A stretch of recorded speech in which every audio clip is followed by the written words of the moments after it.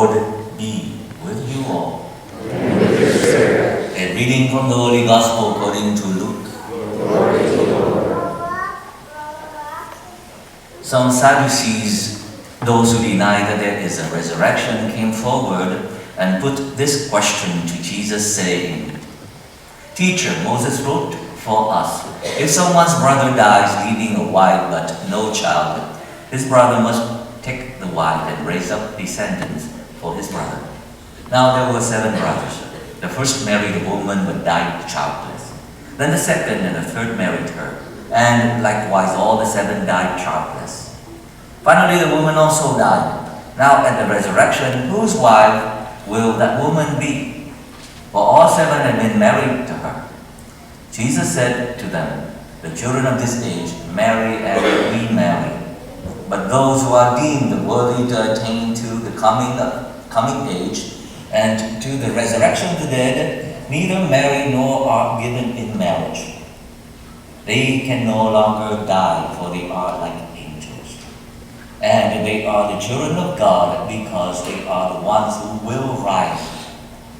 That the dead will rise. Even Moses made known in the passage about the bush when he called out, 'Lord, the God of Abraham, the God of Isaac, the God of Jacob.' And he is not God of the dead, but of the living. For to him all are alive."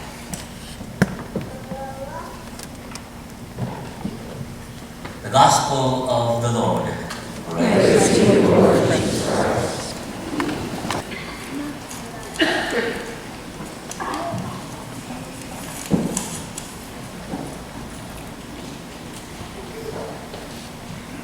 Jesus said he is not God of the dead, but of the living. Good morning, everyone.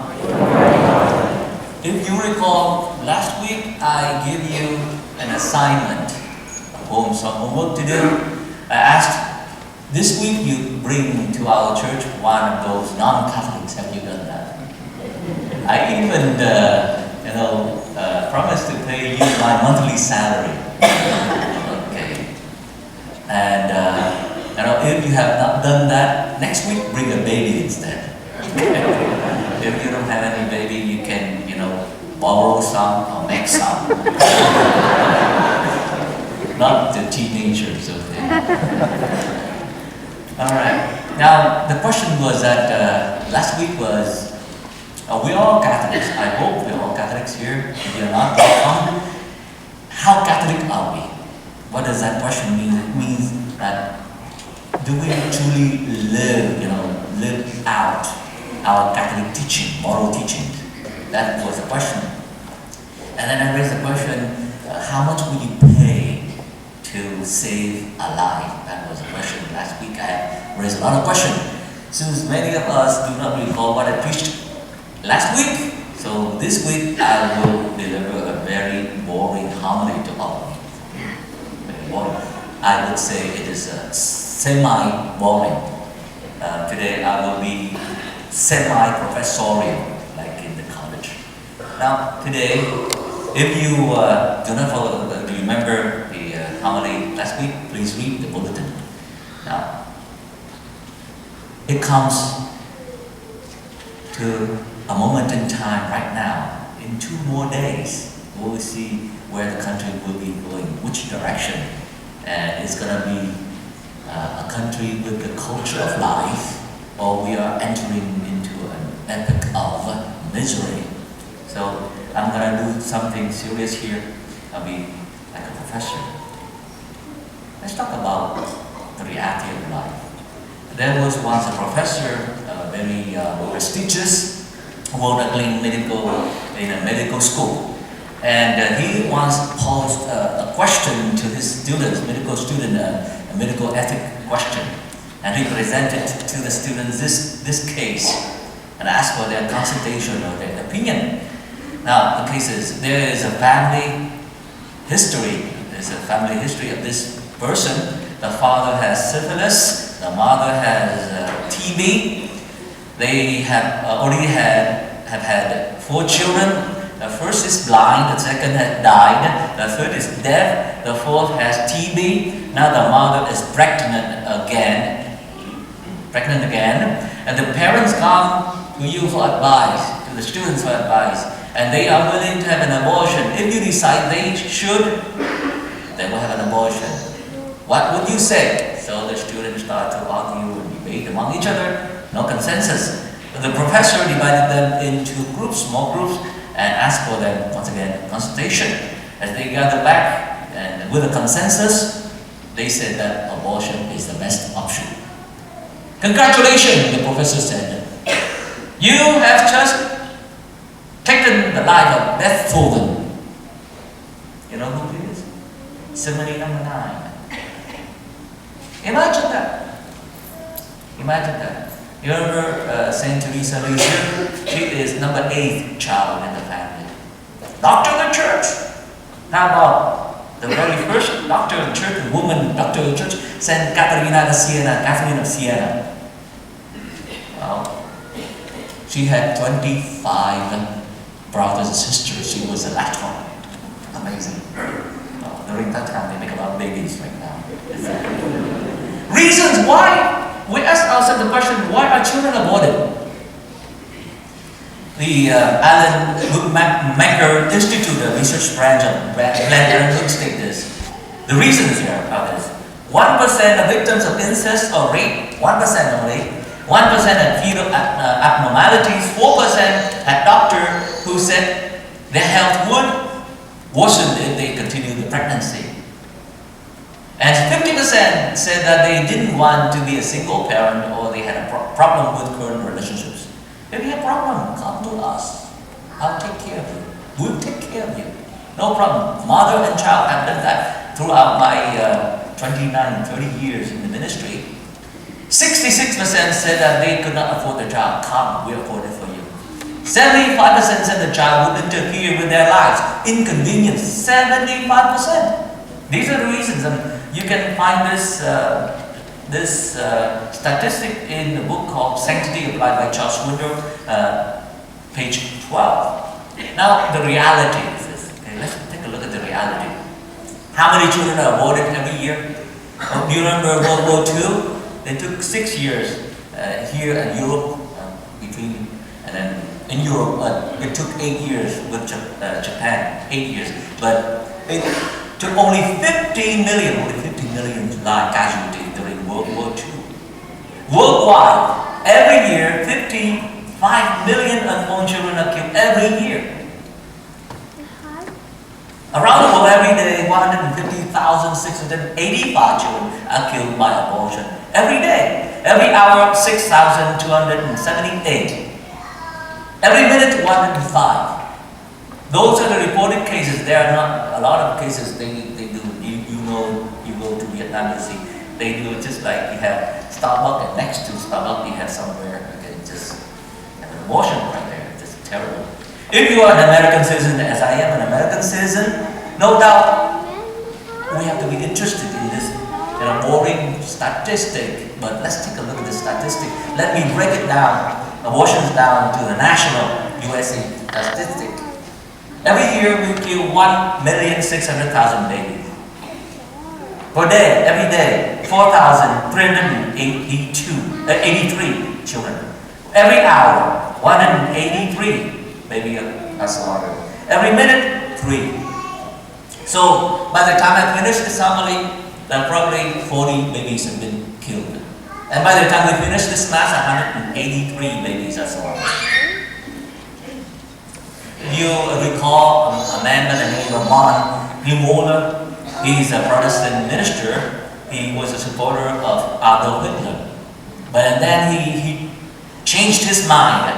He saw how Hitler and the Nazi party was so terrible, and so he changed. He became an anti-Nazi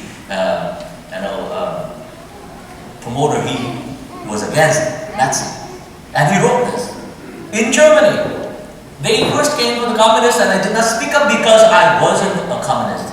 Then they came for the Jews. I did not speak up because I was not a Jew. Then they came for the trade unionists, and I did not speak up because I was not a trade unionist. And then they came for the Catholics. I did not speak up because I was a Protestant. Then they came for me, and by that time there was no one left to speak up.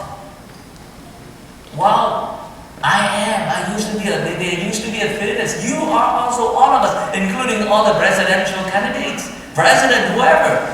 They used to be a feminist. Speak up for yourself.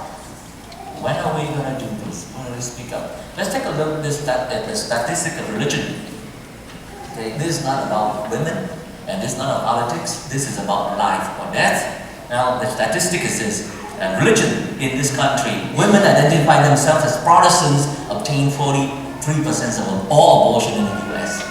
Catholic women, we're not talking about women, there are men also. This is the baby of the woman, the man also. 27% of Catholic women reported. 27%. Jewish women, 1.3%. Women of no religious affiliation obtain 24% of all abortions, and 18% of all abortions are performed on women who identify themselves as born-again evangelical Christian. But the truth is that this despicable evil, there is a source, a cause for this. There's an organization that promoted this from the beginning. It is called Planned Parenthood. And you know the founder, her name is Margaret Sanger. She once said this: the most merciful thing that a family does to one of its infant is to kill it. She said this. The most merciful thing, we are in the year of mercy, Jubilee year of mercy, and the most merciful thing for them is to take the life of a child. And you know that during this, the fiscal year of 2014, Planned Parenthood snuffed out the life of 327,653 babies. And every year the government give Planned Parenthood $400 million because Planned Parenthood is a non-profit organization. Your money, my money, our money, $400 million just to take the life of our children, our grandchildren. Well, I'm not a politician, but perhaps I have to listen to the voice of the little children. Sometimes we hear the voice of children. They teach us a lot. I want to share with you this letter from an 11-year-old girl by the name of Samantha. And she sent her letter to the state legislator, and it is written in very simple language. She writes, "Dear Americans, I want to pass a law. I wrote this letter to convince you to have abortion be illegal. Abortion is really bad. It is the murdering of the innocent, the killing of a child, and it has to stop. I think the world would be a much better place if there would be no killing. I think abortion is unconstitutional because we say in God we trust and one nation under God.